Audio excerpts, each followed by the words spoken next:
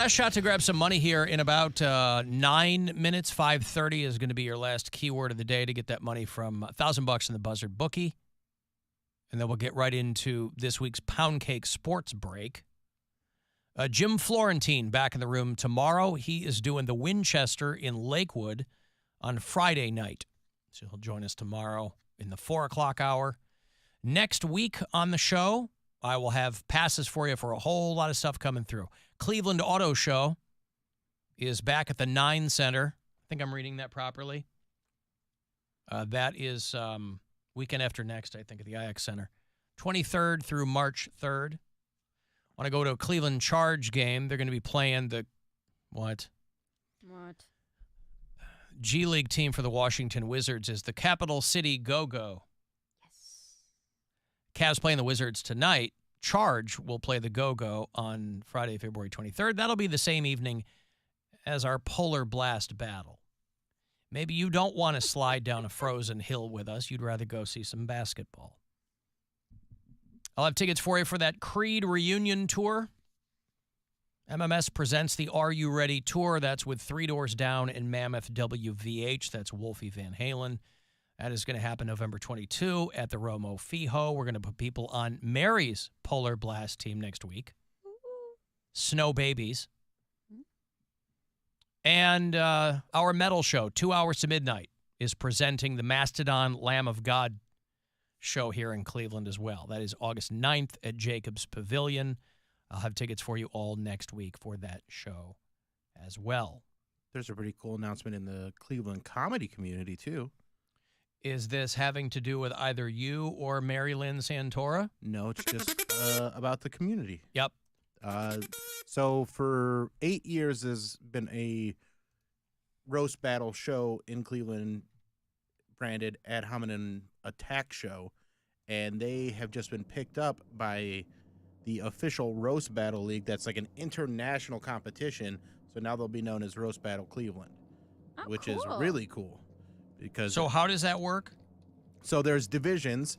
There in America, there's Austin, Bay Area, Denver, and Los Angeles. That's the West Division. Then there's the American East Division, Atlanta, Chicago, Cleveland, and New York City. And then international, there's Barcelona, Montreal, Scotland, and Toronto. Is it the same comics every time or no? No. Well, there's comics from all over the world competing, and then they have a tournament that leads to somebody being like crowned as the roast battle champion. It's really legit, and good for them. Yeah, it's really, really cool. And so Jeremy Shear and Chris Paw and a few other people worked really hard over the years, and there's not like a ton of people in this, so it's like a really big achievement. What is the big payoff? Money? Is it money? Yeah. Like if you're the top and the accolades go to the city, yeah. So like they would say you Cleveland hold the title, is the best. Yeah, and then the person. I mean, it's a lot of exposure too, because these championships are from like huge, and like the roast battle. Let me see what the. Where does it happen in Cleveland? Same place all the time, or is they do it at a bar called Spotlight? Okay. Spotlight Cleveland. And like roast battle, the Instagram alone has almost 200,000 followers, and then I think they have a huge YouTube channel, and they've been associated with Comedy Central and all sorts of different like television events and stuff like that. So it's pretty legit.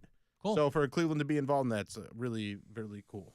And we have some comedians in the city that are really good at roasting. Like that's never been my thing, but some of these guys are really good at it. I'm pretty good at it. I don't like doing it. It feels mean. I feel like everyone goes into it like, oh, it's all just a joke. It's all just a comedy show. But I feel like people take it more personally than that. So I've never really enjoyed it.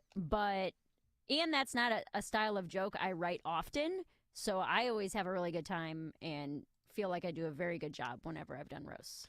It's also a hard thing to do for. You have to be like familiar with the people being roasted. That's why I always felt like I was at a disadvantage, because when I would, like, I've done a few roast battles and it was me versus people that didn't know as much. So like I have to like do a backstory. I'm like, this is why this joke will be funny Right. in a moment. You Whereas they really can just have say stuff to- about me, because even if you don't know exactly who I am, there's enough general knowledge about me out there that people will be like, oh yeah, I've heard about that within the scene. Right, because So- otherwise, nothing's going to land. Mm-hmm. Oh, Like I can write like decent roast jokes, but it's also like I don't like Mary said, the meanness of it. But So the people that are good at it are like that's like their skill. Sure. And they're talented. the way that I actually got offered my first album deal, Helium Comedy Oh, Clubs that's right, over yeah. the pandemic did a thing called the Coast to Coast Roast, where you roasted the city. So it was me and Mike Paramore were representatives from Cleveland, right? And it was like 32 cities, and they did it, can I say that? Yeah, like March Madness, like a bracket. March Madness Yeah, style. yeah. Yeah, they did it that way. And so you didn't roast the comics, you roasted the city. So we would roast like the city of Detroit or like the city of Minneapolis, whatever. And I actually didn't know anybody at Helium. And then after they saw me, because we made it to the Final Four. Oh, I remember you had to like study Minneapolis or something. Yeah, I had to study all these cities. But we made it to the Final Four. And after that is when they offered me to do my album for me, because they were like, hey, you're really funny, let's see what else you can do. But even that's what I'm saying. Like, if you were like, you're going to roast Detroit, your brain can go places. But they're like, oh, Minneapolis. Yeah. Like, unless it's somebody from Right, you what's a have to be roast from Minneapolis? The Mall of America, more single. Pretty much. Right. Yeah. Well, it's definitely a skill. Well, good for them. No, but it's very cool for the city, and we'll give When does comics exposure. when is like the championship thing? So their next, the contest that they had going, I don't know if that gets grandfathered in or what, but they have a finals for their tournament that's been going February 17th at Spotlight. Okay. So, and then All right. and I think the winner of that will participate in some sort of competition for these other roast battles. Oh my. Okay. Well, congratulations to everyone involved. Well, you'll probably end up doing roasts there, Mary, at some point, right? I mean, I'll do anything. Yeah. I just want to get on stage and for people to know that I'm here and that I'm funny. Yep. So We're here. We're serious about doing stand-up in New York. we're trying. Uh-huh. All Yeah. right. Well, Mary will be performing tonight. Yeah, it's a bar show. I just wanted to get on stage. I haven't been, because I've been moving for the last couple weeks. So a girlfriend of mine texted me, was like, hey, my buddy runs a show. Do you want to grab a Will spot? you have to get up on the bar? I don't think so. Although I have never been to this show before. It's not So stand-up at Coyote Ugly? Maybe. Oh, okay. The bar is not called Coyote Ugly, Mhm. but we'll see. Mm-hmm. Who knows? All right. Well, congratulations. Thanks. That's It's exciting. Unpaid. So Yeah, but what you get I paid get, in like I exposure, said, Mary. I'm just trying to meet people. You can pay your and- rent with exposure. Can Oh, you? what are you worried about? Yeah, Yes. I should hit up my landlords. and Hit be up like, that "Hey, what do you exposure guys think- ATM and see how much is in there. What do you guys think about exposure as I'll Venmo you my exposure. I will say if that's okay. you're doing a good job at exposing like your apartment. Like it's coming together nicely. It's so cute. My roommate, she got the flu the first day she was here. She got real sick. But she was feeling better today, so she hung up she brought like the artwork for the living room. So she said she hung all that up today. My bedroom's pretty much done. Yeah, it's really coming together. It's very cute. Yeah, it looks homey. Yeah. Did It you hang feels up your homey. Christmas lights? I did. Did you have to get a file cabinet for all your sex toys? I have 2 sex toys, and they're both vibrators. I do not understand why. They don't have sex one of them toys. doesn't have a shoulder strap on it? No! Oh, I pictured it looking like a leaf blower. No! Unbelievable. Give away the money. What are you doing? Anyway, I will. It's You're welcome. $1,000 from the Buzzard Bookie. Last one today. We'll start back up again tomorrow morning, and then we'll do the Poundcake Sports Break. So listen closely and good luck. This is your chance to bet with the Buzzard Bookie and win $1,000 now. Enter this nationwide keyword at WMMS.com. Grand. That's grand. Enter it now at WMMS.com. Play ball! This is a Poundcake Sports Break.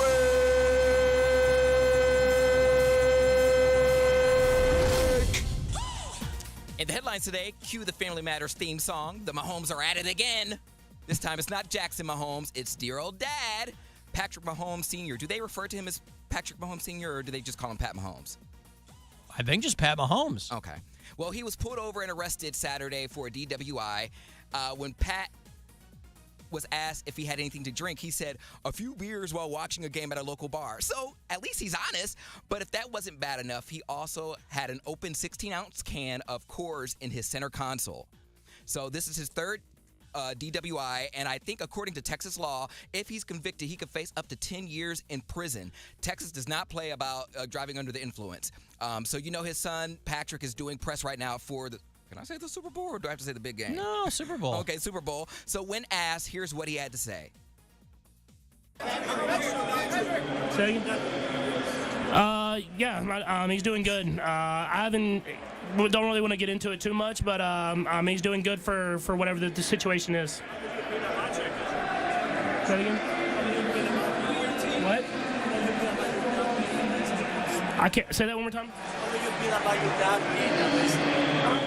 It's a family matter, so I'll just keep it to the family, and that's all I really have to say at this point.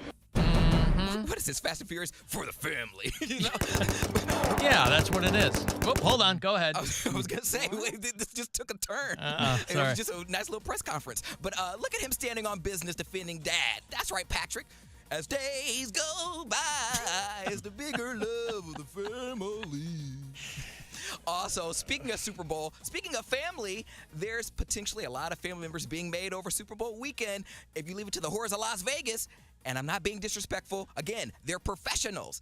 And allegedly, the ladies are offering a sextravaganza for free.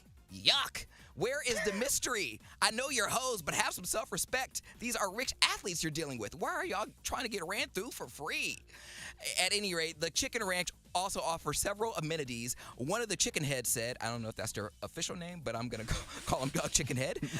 If any player would like to invite his wife or girlfriend, many of the ladies specialize in threesomes, orgies, and swinger sessions. All guests, male and female, are welcome to participate. Again, I think this is just directed towards the athletes for free. How can a pimp make money like that? It's so much easier nowadays to be a hoe, but it's so much harder to be a pimp.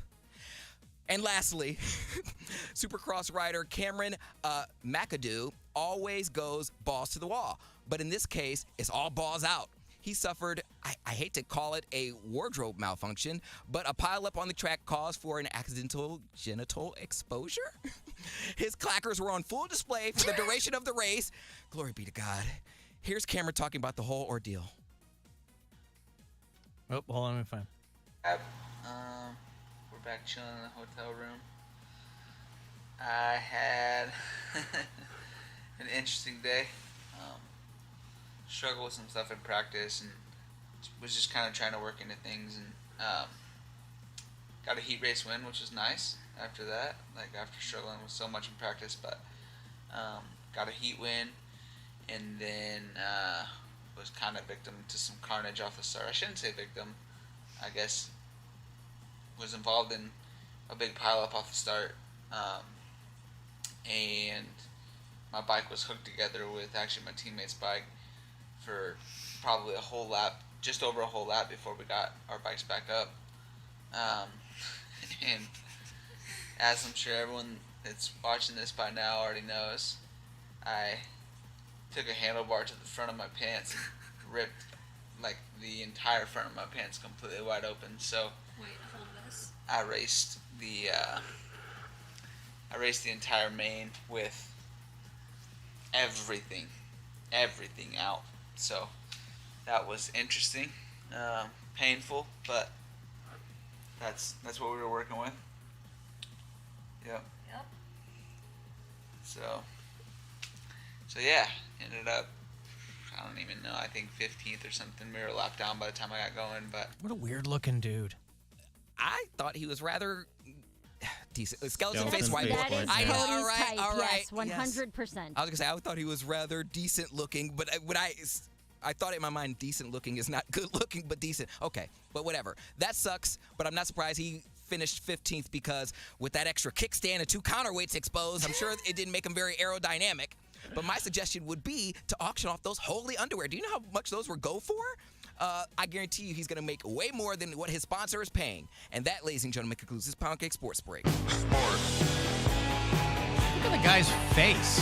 I don't think he's bad looking. He looks like a cartoon character or something. He's got those weird trimmed eyebrows, and he's got the 5 head and the...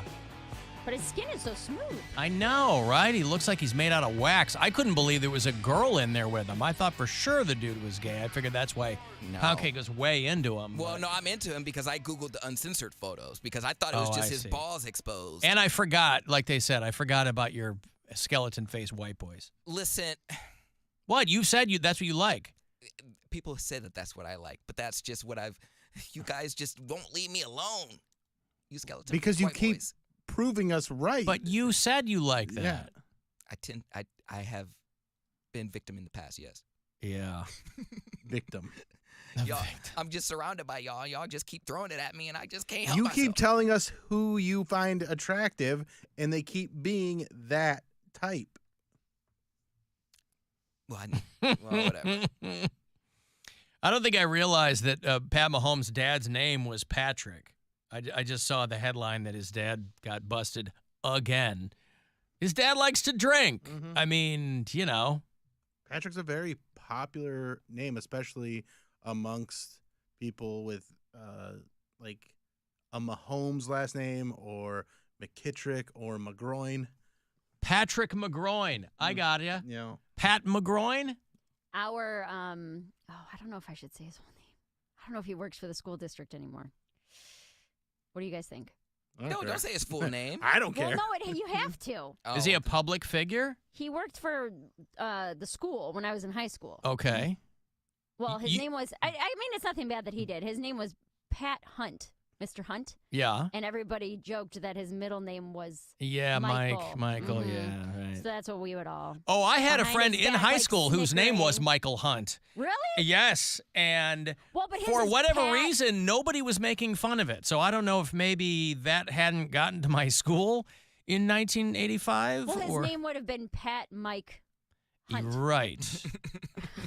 Pat Mike Hunt. Hunt. The space is very important. When you That's A say right. lot of Pause. space in A there. lot of Drive a car pause. through that space. Yeah, but Mahomes' dad, they said he's been booked 11 times since 2009 on DWI in Texas. 11? That is a guy who likes to drink and can't. Nobody has taken his keys. He has a problem. And Mahomes' brother, my thing is any opportunity that they give Pat Mahomes to talk is a net negative. That dude should, I It feel sounds bad so for him bad. every time he has to talk. That's a Sounds bad family for his matter. wife. Voice is just the worst. They got What a to sexy voice. doing State Farm commercials. That's a matter between me and my family. Imagine That's Ray Romano playing Pat Mahomes in the movie of the They Super have Bowl. a similar thing going. Was Yeah. he the guy last year that said, when they asked you when you win the Super Bowl, like, what are you going to do next? He said, I'm going to Disney World. Like, was he the one to do that? Probably. I'm going to Disney World. I'm going to Disneyland. I wasn't sure if you were going to have the Brock Purdy press conference in the sports break. Brock Purdy, who of course is the quarterback for the 49ers in the Super Bowl. And holy cow, their return on investment on Brock Purdy is unbelievable. This guy, he's Mr. Irrelevant in the draft, and now he's a quarterback in the Super Bowl, but he's making the least amount of money by far than any quarterback in the NFL. The entire season, he's making $870,000, where like Lamar Jackson makes $80 million a year. But people at this press conference were asking Brock Purdy, like, what's your response to people saying that you look like Lee Harvey I saw Oswald? that. He's like, He is who Purdy. made that connection? You and Lee Harvey Oswald circling around the internet right now. People think you two look alike. Did you ever hear that before? I haven't. That's my first time hearing it. Yeah. What do you think about that comparison?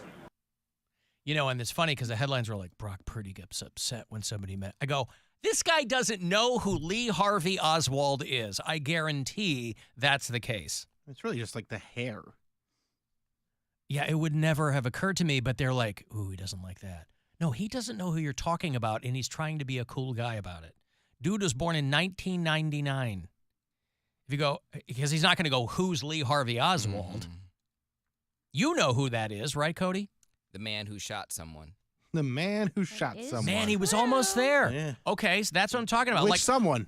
He shot, Lee Harvey Oswald shot,